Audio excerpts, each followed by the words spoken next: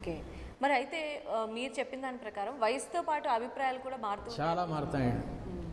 సాధారణంగా చిన్నపిల్లలకి తండ్రి దేవుడికి దండం పెట్టుకోవడం, గుడికి వెళ్ళటం, భక్తి గుట్టు పెట్టుకోవడం 14 years దాటిన తర్వాత ఇవన్నీ పోతాయండి. అవును.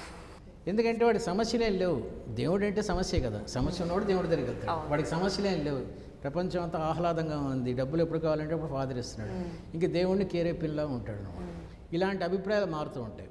అప్పుడు నీ అభిప్రాయాలతో వాళ్ళ అభిప్రాయాల మీద రుద్దకూడదు. తల్లిదండ్రులు ఉంటారు ఇంట్లో, ఈ టీనేజర్కి అతను తాతయ్యో అమ్మమ్మో నాయనమ్మో అవుతారు కదా, వాళ్ళని వీళ్ళని కలపాలండి. Okay.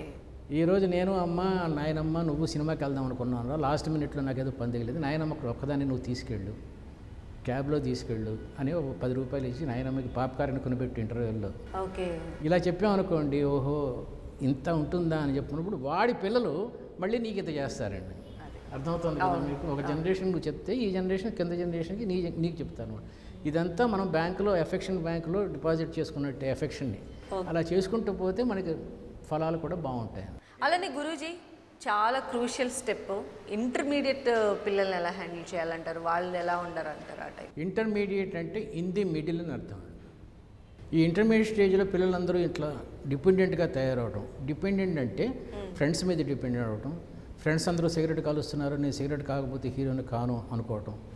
Plus sense of achievement అంటే మోటార్ సైకిల్ ఫాస్ట్గా నడపటం, మందు ఎక్కువ తాగడం, ఇదే సెన్స్ ఆఫ్ అచీవ్మెంట్స్ కాదురా. సెన్స్ ఆఫ్ అచీవ్మెంట్ అంటే నేను చూసి 10 మంది గర్వపడటం, నువ్వు రోడ్డు మీద వెళ్తూ ఉంటే నీ పక్కింటి వాళ్ళు వాళ్ళ పిల్లలకి నిన్ను చూపించి అలా పెరుగు అంటాం తప్ప అలా మాత్రం పెరగద్దంటాం కాదు. ఇలాంటివన్నీ చెప్పుకోవటం ఇంటర్మీడియట్ స్టేజ్లో చాలా పెర్ఫెక్ట్గా ఉండాలండి. చాలామంది తల్లిదండ్రులు చేసేది ఏంటంటే ఇంటర్మీడియట్ స్టేజ్లో తమ యొక్క ఐడియాలజీ అంతా వాళ్ళ మీద రుద్దుతారు. ఐఐటి చదవడం ఒకటే జీవితాశయం. అందుకని వాడిని తీసుకెళ్ళి ఏ కార్పొరేట్ కాలేజీలో పడేసేస్తే వాడు 2 years తర్వాత వస్తాడు. దీని మీద నేను ఒక కథ రాశానండి. ఒక ప్రొఫెసర్ ఉంటాడు, వాడు ఒక మందు కనుక్కుంటాడు అనమాట. అంటే మనిషిని ఇలా పడుకోబెట్టేసేసి, మీకు చిన్న పాప 2 ఏళ్ల పాప ఉందనుకోండి, వాడికి ఇచ్చేస్తే ఆ ప్రొఫెసర్కి ఆ 2 ఏళ్ల పాపని ఇక్కడ పడుకోబెట్టేస్తాడు. పడుకోబెట్టి మొత్తం అన్ని వైర్లు చుట్టేస్తాడు. 18 ఏళ్ళు వచ్చిన తర్వాత మీకు తీసుకొచ్చేస్తాడు వాడిని. ఈ 18 ఏళ్లలో వాడికి ఇంజెక్షన్స్ అన్నీ ఇచ్చి వాడిని ఐఐటి తయారు చేస్తాడు. వాడి మీటికి వచ్చి అమ్మ నువ్వేనా, ఆవిడ పని మనిషిరా, నేనే అమ్మని అంటారు. ఓ అయితే అమ్మ నేను ఐఐటి రెడీ అయిపోయాను. ఇలా తయారవుతున్నారండి ఈ పిల్లలు. ఇది ఎప్పుడో రాసిన కథ ఇది. నేను వాళ్ళు మన అనాథాశ్రమంలో జాయిన్ చేయకపోతే ఎక్కడ జాయిన్ చేస్తారండి? మనం ఇంత నిర్దాక్షిణంగా వాళ్ళని వదిలేసేస్తే సేమ్ థింగ్ హ్యాపెన్స్.